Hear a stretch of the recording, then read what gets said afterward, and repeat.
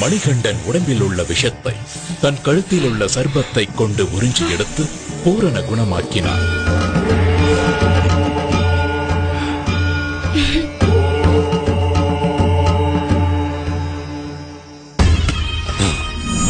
இந்த திட்டமும் முறியடிக்கப்பட்டு விட்டது. நான் வேறு ஒரு திட்டத்தை யோசிக்கிறேன்.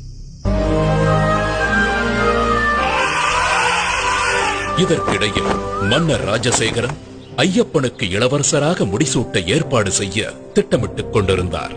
ஆன்றோர் பெருமக்களே, நான் ஓய்வு பெறும் காலம் நெருங்கிவிட்டது என்பது தாங்கள் அனைவரும் அறிந்த ஒன்றே. ஆகவே மணிகண்டனுக்கு பட்டத்து இளவரசராக முடிசூட்ட ஏற்பாடு செய்திருக்கிறேன்.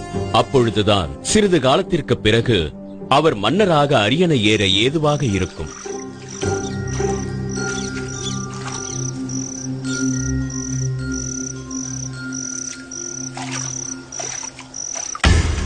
இதுதான் தக்க சந்தர்ப்பம் என்று எதிர்பார்த்த அமைச்சர் மகாராணியை தனிமையில் சந்தித்தார்.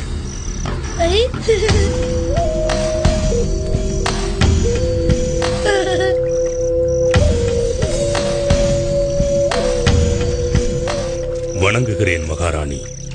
என்ன அமைச்சரே இந்த நேரத்தில்? தங்கள் அனுமதியின்றி அந்தப்புரத்திற்கு வந்தமைக்கு என்னை மன்னிக்க வேண்டுகிறேன்.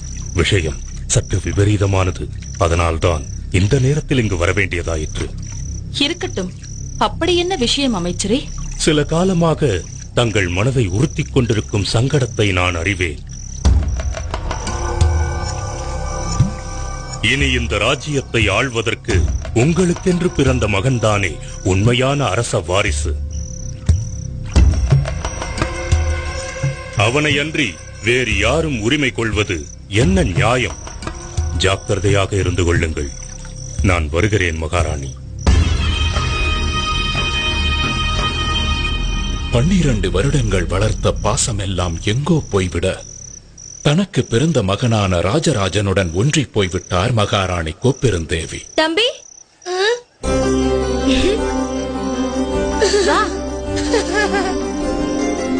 அண்ணா,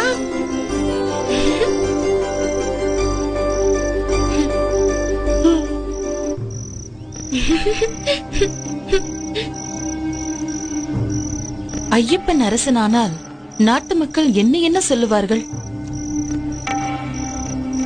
சொந்த மகனிற்கு வளர்ப்பு பிள்ளையை அரியணையில் ஏற்றிய பாதகி என்று ஏச மாட்டார்களா? ஊர் உலகம் என்னை தூற்றாதா?